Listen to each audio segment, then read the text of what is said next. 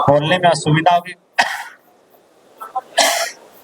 तबीयत भी खराब है और कल दांत का ऑपरेशन भी किए उखाड़े हैं, तो शायद दूसरा आदमी होता तो नहीं आता, लेकिन कार्यक्रम मेरा पहले से तय था और हम नहीं चाहते कि लोगों को नाराजगी हो।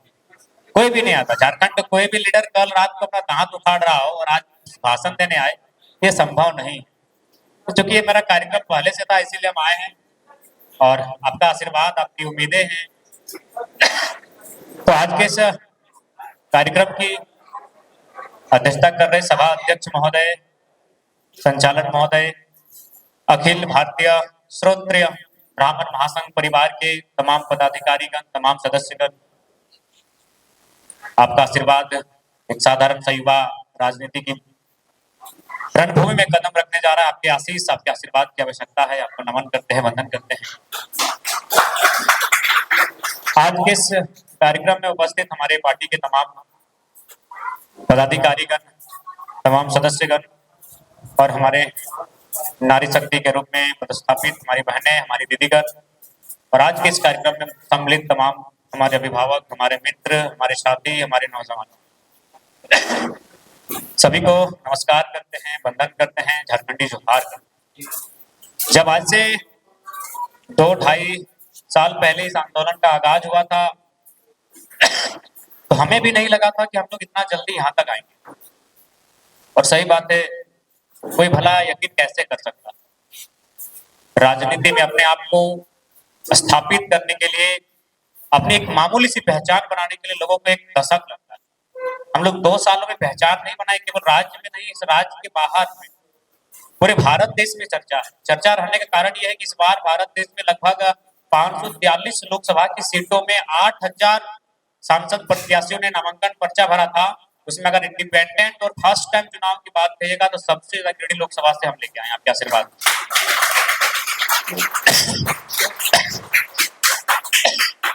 तो नो डाउट ये आपके आशीर्वाद से संभव हो पाया है। और चूंकि आज हम धन्यवाद देते हैं श्रोत्रिय ब्राह्मण महासंघ के तमाम पदाधिकारियों का, सुभाष दा ने उनकी मध्यस्थता करते हुए आज इस कार्यक्रम की अगुवाई में जितने भी हमारे अभिभावक, हमारे गार्जियन स्वरूप लोग शामिल हुए हैं, उनको आभार प्रकट करते हैं। क्योंकि कहीं ना कहीं बेशक समाज सबका अपना होता है, लेकिन हम लोग एक दूसरे से कहीं ना कहीं जुड़े होते हैं। जिस प्रकार ये शरीर है, आंखें देखने का काम करती है, तो हाथ कार्य करते हैं, दांत उसको चबाने का काम करती है, तो जीवा उसको स्वाद लेने का काम करती है, यानी पूरा शरीर अपने तमाम अंगों से मिलकर पूर्ण होता है। उसी प्रकार हम इस भारत देश में चाहे विश्व की बात करें, वसुदेव कुटुंबकम को चरितार्थ करने वाले लोग हैं हम। सब लोग मिलके जब आपस में जुड़ते हैं तभी हम लोग कार्य ठीक से कर पाते हैं। तो सभी, सबका समाज अलग हो सकता है, लेकिन हमारा उद्देश्य मानवता है। हमारा उद्देश्य आज सबका सहयोग है, परस्पर सहयोग है, ये हमारा उद्देश्य। और जहां तक हमारे राजनीतिक दल का सवाल है, झारखंड लोकतांत्रिक क्रांतिकारी मोर्चा, जिनका रजिस्ट्रेशन नंबर भी अलॉटमेंट हो चुका है, हम लोगों ने शुरू से कहा है कि हमारे राजनीतिक दल में हर एक वर्ग की भागीदारी होगी और सभी को प्रतिनिधित्व करने का अवसर दिया जाएगा। इसमें कहीं कोई किंतु परंतु नहीं रहेगा। आज कभी कभी हम लोग भी आकलन करते हैं कि आखिर क्या कारण है कि इतनी जल्दी हम लोग यहाँ तक आए। इसका कारण आज बहुत अपने पीड़ा को हमारे अभिभावकों ने बखान किया कि किस प्रकार प्रखंड कार्यालय में, थाना में, जिला कार्यालय में एक आम व्यक्ति के साथ व्यवहार किया जाता है। वही व्यवहार का प्रतिकार हम लोग लेके आए। नहीं तो आसान नहीं था कि 2 वर्षों में हम लोग यहाँ तक आ जाए। तो आपके अंदर की जो पीड़ा है, उसी पीड़ा का प्रतिकार बन के हम आए हैं। आज क्योंकि ये तो गिरिडीह का क्षेत्र है, ये उत्तरी छोटानागपुर है, दक्षिणी छोटानागपुर का सिमडेगा क्षेत्र था, वहां ना हम लोग प्रत्याशी दिए थे और ना ही हमें लगता है कि वहां हमारा जनाधार है। लेकिन प्रखंड कार्यालय से एक सूचना मिली, कोई लड़का गया था काम के लिए और वीडियो साहब ने उनका काम को करने में थोड़ा सा आनाकानी कही, तब उन्होंने बड़ी अच्छा कहा कि राउर मंड के जरा में वहां तो बुझावे मारते। उससे हम कभी मिले नहीं, ना वो हमको जानता है। हो सकता है शायद हमको कोई भविष्य में वोट भी ना करे, क्योंकि वो अलग दुनिया है, लेकिन फिर हम लोग प्रयास करेंगे। लेकिन उसके अंदर जो समय बात आई कि राउर मंड जो है बुझावे पार तो तोहनी को है सबक सिखावे पार हो, जब मंचवा से चढ़ के बोलो ना, अरे वीडियो चोरा वीडियो, तो बड़ा अच्छा लगा। ऐसे थोड़ी सबक होना चाहिए। तो इसका मतलब है कि हम लोग एक आम पीड़ित व्यक्ति जो आज इस व्यवस्था से ठोकरे खा रहे हैं, जो इस व्यवस्था से लाचार होके त्रस्त हुए, तो हमारा हमें वोट करे या ना करे, लेकिन हमें मानते हैं। ये हमें वहां से सूचना आया कि एक लड़का ब्लॉक गया हुआ था, इस तरह की बातें सामने आई।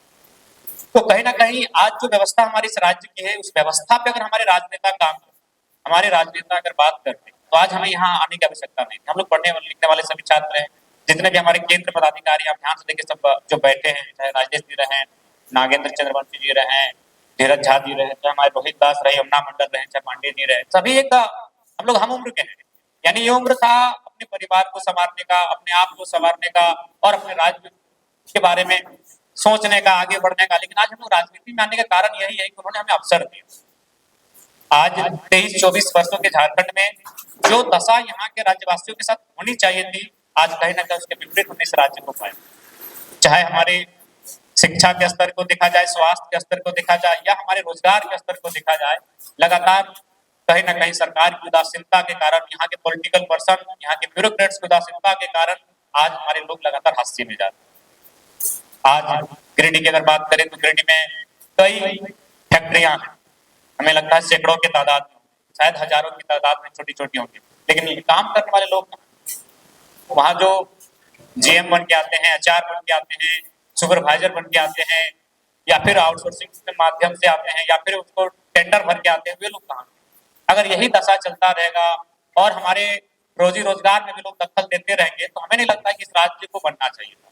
इस राज्य का होना या ना होना तो कोई बात ही नहीं रह जाता।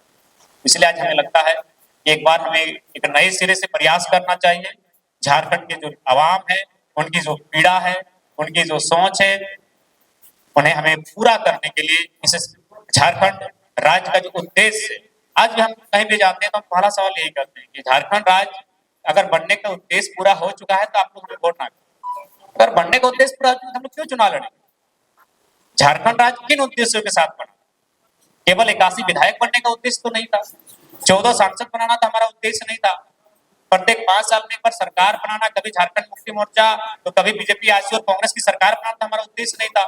झारखंड इसलिए बनाया गया था, इस भूभाग में रहने वाले 3.25 करोड़ 3.5 करोड़ जो जनमानस है, उनकी सुख सुविधा का ख्याल रखा जाए, उनके हक अधिकार का वंचन ना हो, उनके हक अधिकार से वंचित ना किया जाए, इसलिए झारखंड बना। लेकिन आज आप चले जाए, अब राजभवन में जाएंगे तो लोग धरने पर बैठे हैं, मुख्यमंत्री के आवास में चले जाते हैं लोग तो लोग धरने पे बैठे हैं, आप अगर जिला कार्यालय में चले जाएंगे, कलेक्ट्रेट, वहां भी लोग धरने पर बैठे हैं, प्रखंड कार्यालय में लोग धरने पर बैठे हैं। तो भाई अगर सभी लोग धरने पर ही बैठे तो झारखंड बना क्यों? किन के लिए झारखंड बना था? 81 विधायक बनाने के लिए हमने झारखंड राज्य नहीं बनाया। इसलिए आज हम युवा हैं और हमारा कर्तव्य बनता है ये राज्य, क्योंकि राज्य की बात करें या देश की बात करें, युवा के कंधे पर उस राज्य की बागडोर को लोग देखते हैं, तो हमारा कर्तव्य बनता है कि हमें अगुवाई करते हुए इस राज्य की बागडोर को अपने हाथों में लेने की चेष्टा करनी चाहिए और जो समस्याएं हैं उन समस्याओं का निराकरण करना चाहिए। देखिए, मैं ज्यादा नहीं कहूंगा, लेकिन इतना ही कहेंगे कि समस्याओं का समाधान करना कोई बड़ा विषय नहीं। मैं इसलिए कहता हूं कि समस्याएं कहाँ, मान के चलिए समस्याएं जो हमारी हैं, हमारे अभिभावक ने बताया कि जमीन को लेकर हमारी रसीद नहीं काटी जाती है, जो गैर मंजूर जमीन है वो लैंड बैंक में तब्दील हो जाता है। यानी समस्याएं सरकार की सोच में। मैं आपको एक उदाहरण दूंगा, चंद्रपुरा में एक प्लांट आया हुआ था, वहां 21 लड़कों पर केस हुआ और केस करने के बाद खुद मैनेजर ने कहा कि एक काम कीजिए, केस तो करते हैं ठीक है, लेकिन कागज को आगे मत बढ़ाइए। 4 तारीख को वोट का रिजल्ट आने वाला है, अगर जन्म मात्र एमपी बन जाते हैं तो केस को बैक कर लीजिएगा, नहीं तो बड़ा मुंडियल लड़का है, बड़वाल कर। यानी व्यवस्था में डर है, अगर ईमानदार लोग आएंगे तो व्यवस्था में डर है। और फाइनली वही हुआ, केस 5 तारीख को रजिस्टर्ड, केस 1 तारीख को ही बन चुका था, लेकिन रजिस्टर होता है 5 तारीख। वे वेट करते हैं कि 4 तारीख को रिजल्ट क्या आता है। यानी जो लोग व्यवस्था में, बल्कि वो मैनेजर एक बहुत बड़ा पदाधिकारी होता है, लेकिन उसको भी डर है कि भाई हम लोग रैयत के साथ गलत किए, और हमेशा गलत होता ही आया। रैयतों के साथ, झारखंडियों के साथ, ग्रामीणों के साथ तो हमेशा गलत होता ही आया है। चाहे उद्योग बनाना हो तो जमीन उनका चाहिए, डैम बनाना हो तो जमीन उनका चाहिए, कारखाने लगाने हो तो जमीन उनका चाहिए, लेकिन जब अधिकार की बात आएगी तो यूपी बिहार से, मध्य प्रदेश बंगाल से बोरो लेके आएंगे और हमारे समांतर खड़ा कर देंगे। चाहे सरकारी डिपार्टमेंट की बात हो या आउटसोर्सिंग एजेंसियों की बात हो, हर जगह हम लोग चले जाते हैं। चाहे महिलाओं की बात करें तो आज देखिए सहिया विभाग रहे, स्वयं सेविका रहे, आंगनबाड़ी रहे, हर लोग धरने पर बैठे। तो ऐसा नहीं, अगर ईमानदार लोग पॉलिटिक्स में आते हैं तो सिस्टम में खो। ये मैं आपको अपना एक छोटा सा अनुभव बता रहा हूँ कि केस को होल्ड करके रखा गया, बकायदा मैनेजर ने कहा केस को हॉल्ट कर, अगर वो लड़का जीत गया तो बवाल करेगा और इतना बवाल होगा कि कोई ठिकाना नहीं रहेगा। तो इसका मतलब है अगर हम लोग ईमानदारी से प्रयास करते हैं, थोड़ा सा बोल्ड होकर अगर प्रयास करते हैं, तो हमें लगता है इस राज्य में बदलाव आएगा। क्योंकि अभी तक क्या हुआ कि हम लोगों ने कभी बोल्ड होने का प्रयास नहीं, और सवाल ही नहीं है बोल्ड होंगे तो कैसे होंगे, सबको अपना परिवार की चिंता है, परिवार की प्रॉपर्टी कैसे बढ़े इसकी चिंता है, और आज तो हमें बड़ा खेद के साथ करना पड़ता है। बेशक इस राज्य का निर्माण आधार एक आदिवासी राज्य के रूप में हुआ था, लेकिन आदिवासियों में भी अगर देखा जाए तो केवल एक परिवार तक ही सीमित होकर रह गए। उसी का परिणाम है कि आज कल्पना मैम आती है और गांडे से चुनाव जीत के चली जाती है। तो इसलिए हम लोग एक ऐसी व्यवस्था बनाना चाहते हैं जो सत्ता और संपत्ति का विकेंद्रीकरण, कोई भी चीज अगर एक जगह जमा हो जाएगी तो हम तानाशाही को उदय करते हैं। आप अगर इस हॉल में बैठे हुए किन्हीं व्यक्तियों में अगर झगड़ा हो जाएगा तो शायद पुलिस सुनेगी, लेकिन अब कल्पना कीजिए आपका अगर सांसद प्रतिनिधि या विधायक प्रतिनिधि अगर झगड़ा हो जाता है तो क्या आपके केस को रजिस्टर किया जाएगा? संभव ही नहीं। अगर इस हॉल में चूंकि हम लोग सामान्य लोग बैठे हैं, अगर हमारा अनबन अगर राजनीति से होता है, अगर हम राजनीति केस को रजिस्टर करते हैं तो शायद हो जाएगा, क्योंकि हम सामान्य लोग। लेकिन सोच के देखिए अगर हमारा सामना किसी दिन सांसद प्रतिनिधि से हो जाए या खुद सांसद से हो जाए तो क्या केस रजिस्टर्ड होगा? इसीलिए हम एक ऐसी राजनीतिक विचारधारा को लेकर आए हैं कि हम लोग सत्ता और संपत्ति को ट्रांसफर करेंगे, उसको विकेंद्रीकृत करेंगे, और हमने ये भी कहा कि अगर हमारी राजनीति दल से कोई चुनाव लड़ेंगे तो हम लोग उनके ब्लड रिलेशन में तो फ्यूचर में टिकट नहीं, हम लोग विकेंद्रीकरण। आज आप देख सकते हैं, आज आप देखिएगा कहीं भी जाके देखिए, आज बाकी राजनीतिक दलों की कोई चर्चा नहीं, साजिशें करनी है, षड्यंत्र करना है तो जरा मत खिलाफ करें। क्यों ना? उनको भी मालूम है कि अगर ये लड़का विधायक बन के आता तो कोई दिक्कत नहीं, 81 में एक सीट लेके आए ना, कौन बोल, लेकिन ये व्यवस्था को परिवर्तन करने आया, ये 81 जगह विधायक बनाने के लिए आया, तो इससे सबको तकलीफें हैं। अब बताइए आप चारों तरफ अभी देखिए कुछ लोग मैंने माहौल बनाएंगे चुनाव में आते आते, सवाल जवाबों का दौर हमसे शुरू होगा। भाई हम अभी एक विधायक नहीं चुन के आए हैं, हमारी पार्टी का ही कल परसों रजिस्ट्रेशन हुआ है, और सवाल किनसे? जन्म मत। हमने तो 8वीं क्लास में पढ़ा था कि सवाल सत्ता से होता है, लेकिन आज इस माहौल में क्यों लाए? ना इनको स्पष्ट संदेश है जो पॉलिटिकल पार्टी के लोग हैं कि आप इस लड़के को दबाइए, क्योंकि अगर ये पॉलिटिक्स में आएगा और जैसा सही आइडिया लेके आ रहा है, ये हम लोगों का रास्ता बंद है। और बिल्कुल करेंगे भाई, राजा का बेटा बिल्कुल राजा नहीं बनेगा, है बनने का। तो फिर लोकतांत्रिक भारत का होना या ना होना कोई मतलब नहीं। अगर इसी प्रकार एक ही परिवार के लोग विधायक सांसद चुन के आएंगे तो नो डाउट सत्ता जो है वो केंद्रित हो जाएगी और उनकी जो मनमानी होगी करेंगे। आज आप देख लें, आज अगर किसी भी आपके पास गिरिडीह कहीं का इतिहास नहीं है कि देखिए आपके विधायक जी लगातार जमीनों का कब्जा कर रहे हैं, क्योंकि सत्ता उनके पास है। तो जब सत्ता और संपत्ति केंद्रित होने लगती है तो तानाशाही का उदय होता है, चाहे वो कोई रहे।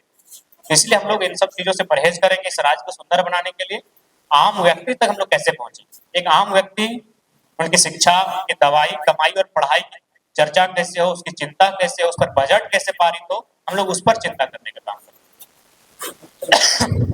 इसलिए आपके आशीर्वाद की आवश्यकता है और इस बात के लिए आप लोग आश्वस्त रहें।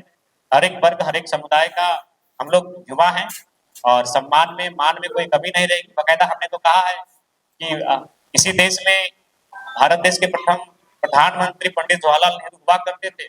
एक वाक्य उनका हम बार बार दोहराते हैं कि एक बार किसी कार्यक्रम को उद्घाटन में आए थे और एक बूढ़ी महिला ने उनके कलर को पकड़ लिया था और पकड़ कहा कि अरे नेहरू, आजाद तो हम मिल गया, लेकिन इस आजादी में तुमको प्रधानमंत्री मिला, हमको क्या मिला? तो बड़े विनम्रता के साथ पंडित नेहरू ने उत्तर दिया था कि माँ जी, आपको इस लोकतांत्रिक भारत ने, इस स्वतंत्र भारत ने इतना दिया कि आप देश के प्रधानमंत्री के नाम के आगे न श्री लगा रही है, ना में जी लगा रही है, अरे लगा कर कलर पकड़ के बात कर रही है, आपको देने का काम किया। तो हम भी जो हमसे आयु में बड़े, जो आज मंचासीन है, हो सके कल हमारे दल से विधायक की उम्मीदवारी प्रस्तुत करेंगे, तो हम ही आपको अधिकार देंगे। अगर हमसे त्रुटियां हो तो बिल्कुल आप हमें कलर पकड़कर, कान पकड़कर, खींचकर बताइएगा कि हमने कहाँ त्रुटि करने का काम किया, क्योंकि हम लोग एक नई व्यवस्था को लाने का प्रयास कर रहे हैं। हम ये नहीं करें कि हम कोई जादू का छड़ी लेकर आए, घुमा देंगे और ठीक हो जाएगा। लेकिन हाँ, इतना किए कि जिन नेताओं ने पिछले 20 सालों में जो नहीं करने का काम किया था, आज कम से कम 2 सालों में हम लोग झारखंडियत और झारखंडित विचारधारा को तो मजबूत किए हैं, सड़क से लेकर सदन तक। अब बोलेगा सदन में कैसे? भले हम लोग सदन में नहीं गए, लेकिन हम जो बात सभाओं में कहते हैं, अब विधायक सांसद सदन में उठाने लगे। मैंने जो बात सभाओं में कहा, मैंने जो बात स्कॉर्पियो के छत में कहा, मैंने जो बात मीडिया इंटरव्यू में कहा, धनबाद के देखिए पूर्व सांसद ने भी उठाया कि क्या रैयतों का जमीन वापस होगा, भले उन्होंने नकारात्मक उत्तर दिया, लेकिन सवाल तो उठा। ये सवाल हम ग्राउंड में किए कि भाई आपने हमारा जमीन लिया है कोयला खोदने के लिए, आप कोयला खोद चुके हैं, उसको समतल कीजिए और जमीन हमको लौटा दीजिए। ये सवाल हमने लगातार 2 सालों से ग्राउंड में किया, सड़क में किया। धनबाद के पूर्व सांसद ने सवाल सदन में उठाया कि क्या रैयतों के जमीन वापसी का प्रावधान है। अभी धनबाद के नए सांसद, पूर्व तो छोड़िए, अब नए भी क्या कह रहे हैं कि डीवीसी का मुआवजा बाकी है, हर्ल का मुआवजा बाकी है, बीसीसीएल का मुआवजा बाकी है, सीसीएल का मुआवजा बाकी है। किसका उत्तर है? ये तो हमारा उत्तर है भैया, ये तो हमारा सवाल है। लगातार ऐसा नहीं, आज जो मुद्दों को हम लोग सड़क में रखे हैं, ये सदन में लेके जा रहे हैं। ठीक है, भले वो किसी दल के रहे, लेकिन मुद्दे हमारे। अगर उनके मुद्दे हैं तो आप दिखाइए इस आंदोलन से पहले आपने कब बात किया है। ये तो हम आज 24 वर्षों में कोई नौजवान आया है जो आके कहता है कि अब डीवीसी का हेडक्वार्टर कलकत्ता में हम झारखंड लेके आएंगे, क्योंकि डीवीसी की सारी परियोजनाएं हमारे पास। एक नौजवान है जो आके कहता है कि भाई बीसीसीएल हो चाहे सीसीएल हो, अगर योजनाएं हमारे पास है तो कोल इंडिया का हेडक्वार्टर भी कलकत्ता नहीं झारखंड। इन पर तो बात करने वाला कोई नहीं था। तो नो डाउट 20 सालों से उन्होंने जो काम नहीं किया था, 2 सालों में कम से कम हमने वो चेतना जगा दिया है कि झारखंडियत क्या है, झारखंडियों के अधिकार क्या है और झारखंड अधिकारों की सुरक्षा कहां से होगी। आज वो बातें सड़क में भी होने लगी है और सदन में भी। आप ही के विधायक सुदीप कुमार सोनी, आप हाल फिलहाल देखे होंगे इनका भाषण, और देख लीजिए हम लोग का पूर्व का भाषण, लग रहा है हम लोग के भाषण को पढ़ के जाके सब रिपीट कर रहे हैं।